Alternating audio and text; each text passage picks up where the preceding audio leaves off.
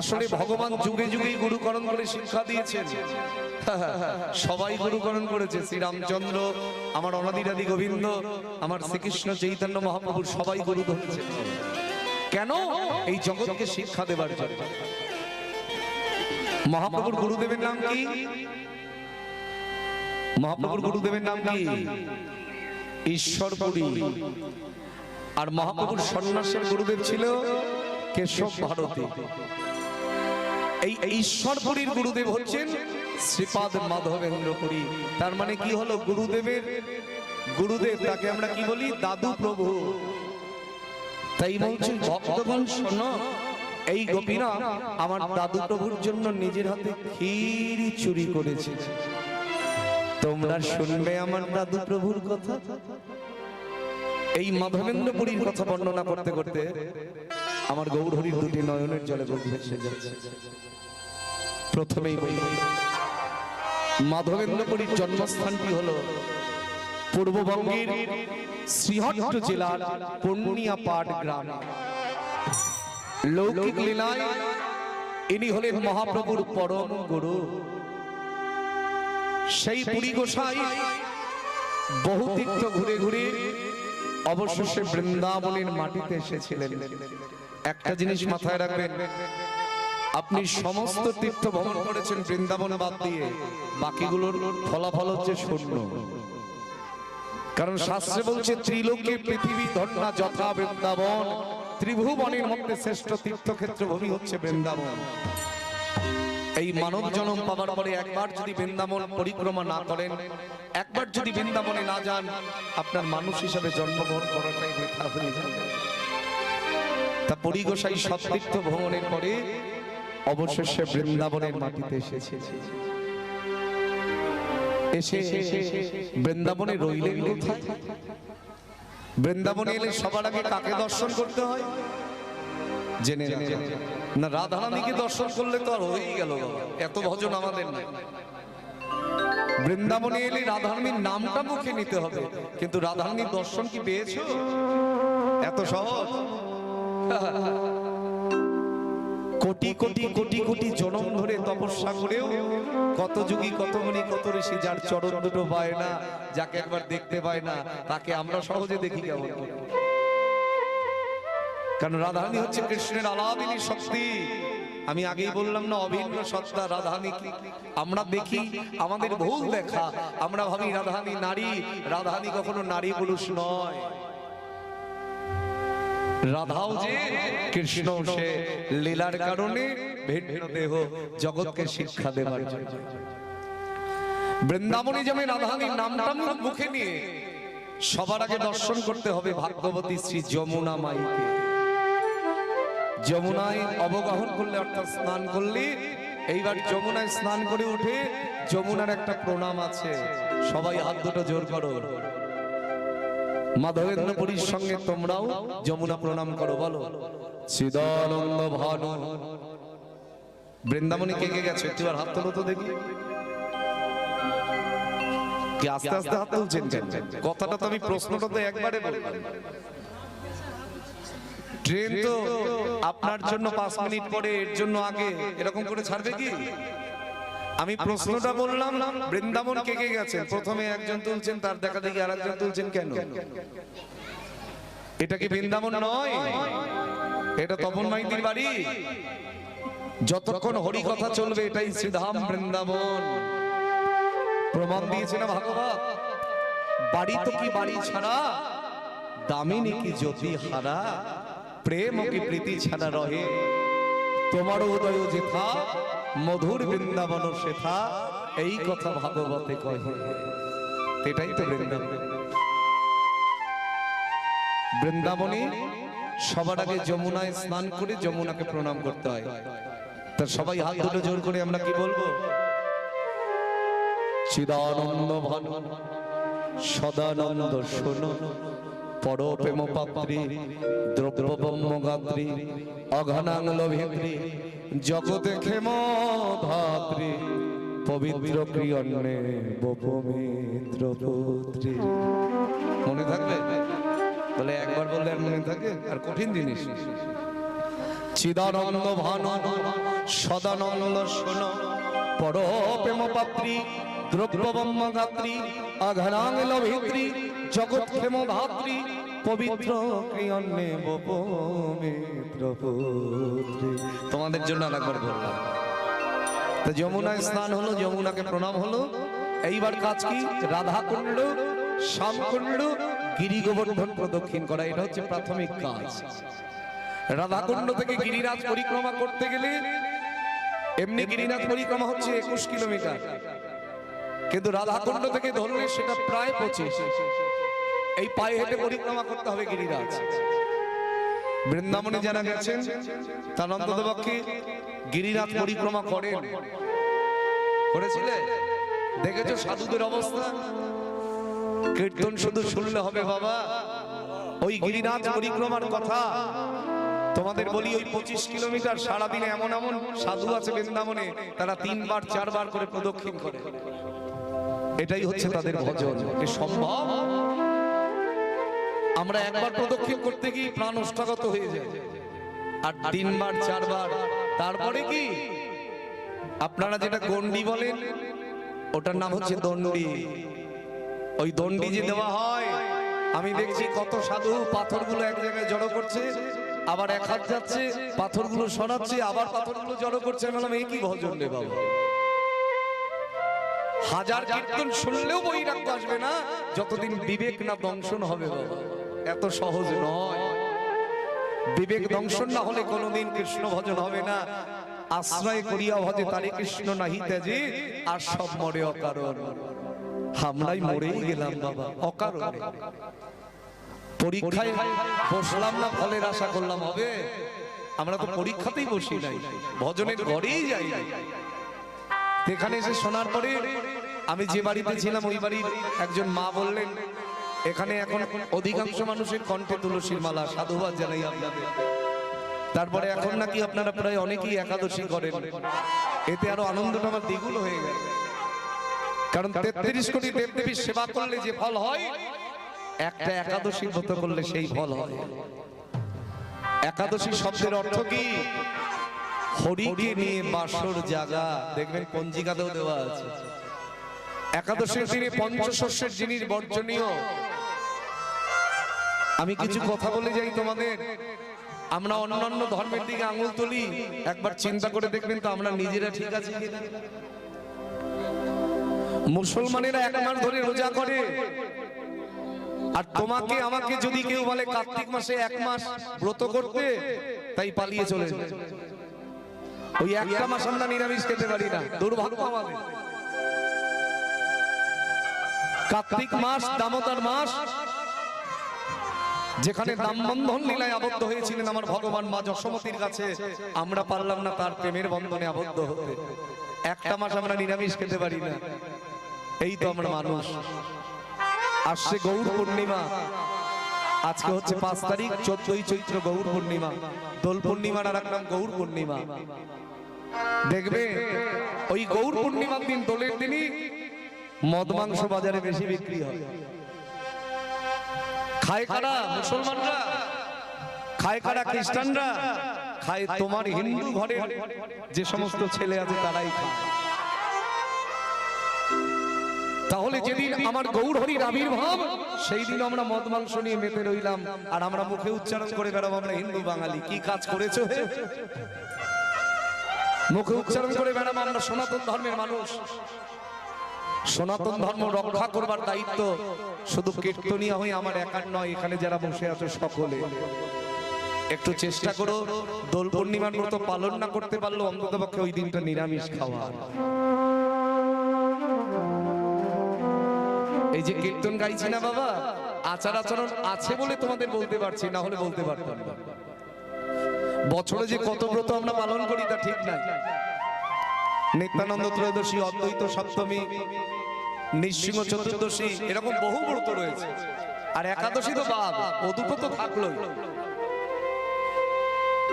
একাদশীর দিনে অন্ততপক্ষে পঞ্চশস্যের জিনিসটা গ্রহণ করো না। কি কি? ধান, গম, জব, তিল, শস্য মাথায় থাকবে। তবে আমি এসে শুনলাম তোমরা ফল আহার করো, বেশ ভালো।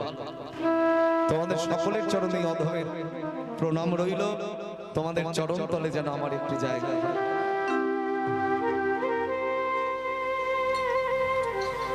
তো সেই গৌর হরি যিনি জগৎকে শিক্ষা দিতে এসেছেন, তিনিও গুরুকরণ করেছেন, অথচ আমরা এখনো গুরু দীক্ষা নিতে পারি না। আজকে ভগবান তার দাদু প্রভুর কথা বলতে বলতে কাঁদছেন। এই মাধবেন্দ্রপুরীর দুটো স্বভাব ছিল, একটা হলো তিনি অহর্নিশি কৃষ্ণ নাম করতেন। খুব ভালো করে শোনো, অত্যন্ত মধুর লীলা, অত্যন্ত মধুর লীলা। অহর্নিশি কৃষ্ণ নাম তার মানে দিন রাত্রি 24 ঘন্টা। কেউ পারে বাবা? আমরা সারাদিনে একবার তার নাম করতে পারি না, দিন রাত্রি 24 ঘন্টা। তাহলে পুরী গোসাই পারলেন কি করে? পারে বাবা। যার ধ্যান কৃষ্ণ, জ্ঞান কৃষ্ণ, কৃষ্ণ চিন্তা, কৃষ্ণ ভজন, যে কৃষ্ণ ছাড়া আর কিছু জানে না, সে আজকে ঠাঁই নিয়েছে কোথায়? থাকবার জায়গা কোথায়? ওই গিরি গোবর্ধনের পাশে হচ্ছে গোবিন্দ কুণ্ড। সেই গোবিন্দ কুণ্ডের তটে একটি গাছের নিচে কখনো প্রখর রবির কিরণে তার অঙ্গ পুড়ে যায়, কখনো বৃষ্টির জলে তার অঙ্গ ভিজে যায়, কখনো ঝড় এলে গাছের ডাল ভেঙে তার অঙ্গে পড়ে, কিন্তু তথাপি অবদান থেকে কৃষ্ণর নাম কখনো বন্ধ হয় না।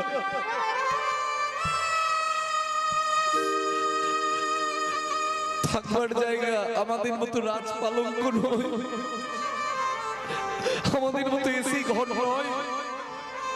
বৈষ্ণব জগৎকে শিক্ষা দিয়ে গেলেন, থাকবার জায়গা করলেন। ব্রজবাসীরা প্রতিদিন যে পথ দিয়ে হেঁটে যায় গিরিরাজ পরিক্রমা করবার সময়, ওই ব্রজবাসীর চরণে ধুলার উপরে শ্রীপাদ পুরী গোসাই থাকবার জায়গা তৈরি করল। আর উল্টো দিকে যদি বৃন্দাবনে যান, এখন অবশ্য একটু মন্দির ভেঙে ভেঙে তৈরি করা হচ্ছে সরকার থেকে, কিন্তু আমি সেই সময় কথা বলছি, ম্যাপটা এমন ছিল। গোবিন্দ কুণ্ডের পাশে হচ্ছে গিরি গোবর্ধন, ওটা আস্তে আস্তে বসে গেছে। ওই গিরি গোবর্ধন ধারণ করেছিলেন সপ্তম বর্ষীয় বালক, সপ্ত দিবস ব্যাপী, অর্থাৎ 7 দিন ব্যাপী কনিষ্ঠ অঙ্গলিতে ভগবান, তখন তার 7 বছর বয়স। আজকে গোপাল ওই গিরি গোবর্ধন ধারণ করে দাঁড়িয়ে আছে, আর উল্টো দিকে গোবিন্দ কুণ্ডের তটে বসে পুরী গোসাই কাঁদছেন। ভগবান চিন্তা করলেন, কে গো? কখনো বৃষ্টির জলে অঙ্গ ভিজে যায়, কখনো প্রখর রবির কিরণে অঙ্গ পুড়ে যায়, কিন্তু তথাপিও আমার নাম বদলে নিয়েই চলেছে। যার ধ্যান কৃষ্ণ, যার জ্ঞান কৃষ্ণ, যার কৃষ্ণ ভজন, সে যদি কখনো কৃষ্ণ কথা বলতে বলতে ঘুমিয়েও পড়ে, আমার ভগবান চিন্তা করেন যে সারাদিন ধরে আমায় ডাকে, এই রাতে আমি তার বদনখানা বন্ধ হতে দেব না। মাধব, তুমি সারাদিন ধরে আমার জন্য কেঁদেছো, তাই এই রাত্রিবেলায় আমি তোমার জিহ্বাগ্রে বসে আমার নামটা আমি তোমার বদন থেকে নিজেই উচ্চারণ করাবো, তোমার নাম বন্ধ হবে না গো। শাস্ত্রকারগণ বললেন, তুণ্ডে তাণ্ডবিনী রোতিং বিত নাত তুণ্ডাবলী লব্ধয়ে, ঘুমিয়ে থাকলেও কৃষ্ণ নাম করা যায়। আমরা সারাদিনে কখনো কৃষ্ণের চিন্তাই করি না, আমরা ঘুমের মধ্যে কৃষ্ণ নাম করি কেমন করে? জগতে এমনও ব্যক্তি আছে, পুরী গোসাই তো অনেক দূরের কথা, যারা গোপাল সেবা করে, গোপাল যদি রাতে শয়নে না দেয়, সেই ব্যক্তি রাতে ঘুমাতে পারে না বাবা। এই হচ্ছে ভজন। আমার নিজের দেখে প্রভু আরে কত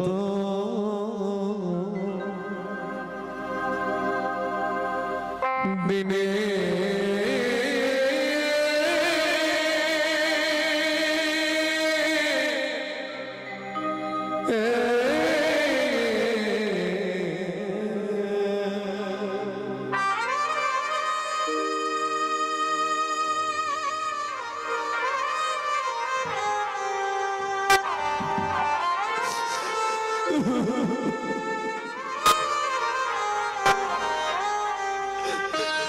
আমি পাব বলো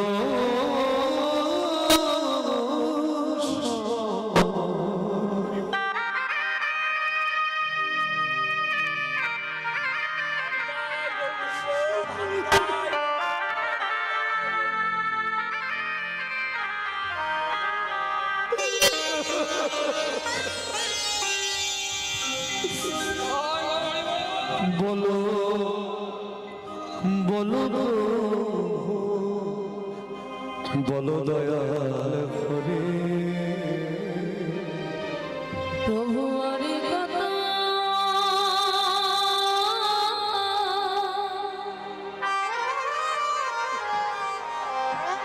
বিনে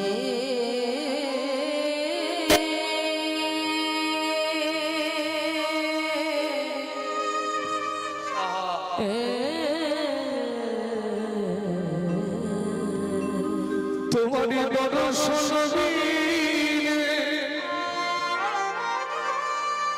বৃথায় জীবনে জীবনে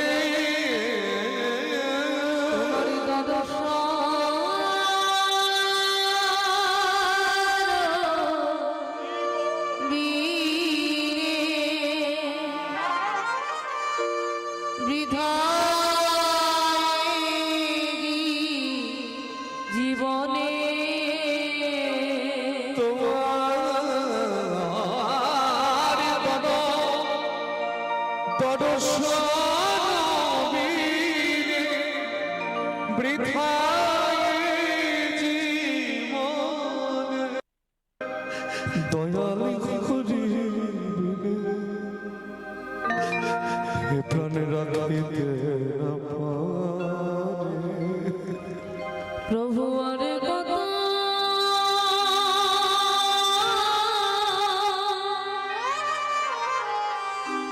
দিনে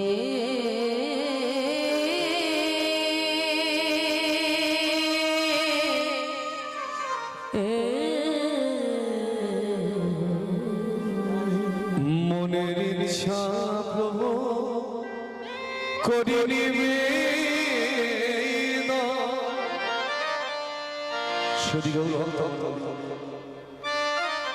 এটাই হচ্ছে অধমের কীর্তনের সেবা। নয়ন জল ছাড়া কোনোদিন কীর্তন করি নাই মা।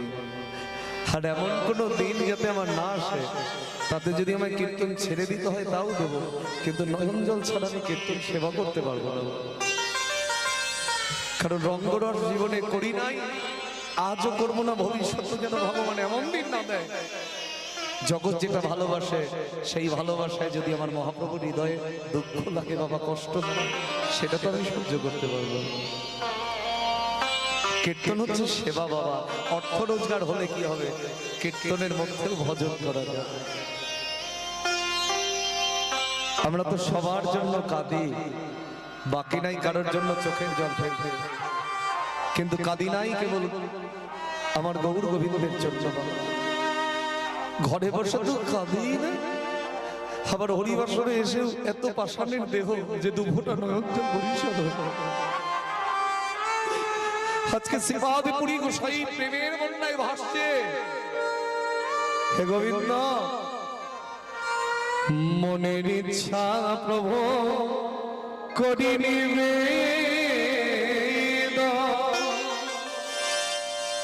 একবার অন্তিমেতে দিয়া তোমার দুটি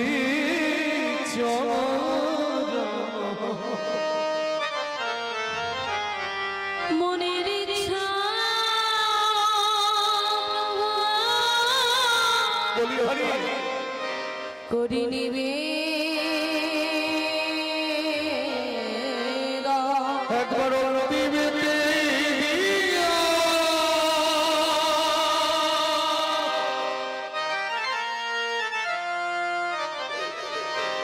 দয়া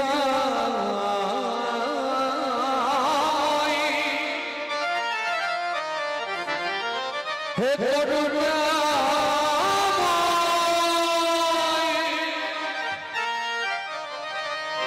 একবার অন্তিমেতে দিও তোমার দুটি চরণ।